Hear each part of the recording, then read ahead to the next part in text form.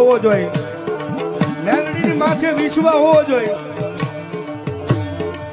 અને કદાચ મારી મેલડીના ભરોસે જો દુનિયાની મારી પર રખડતા હોય ને અને કડવો કાંટો વાગવા છે તેથી તો મારી રાજુ માનો વ્યવહાર મારા શેતાણીના કુળમાં મેલડી નો હોય બાપ.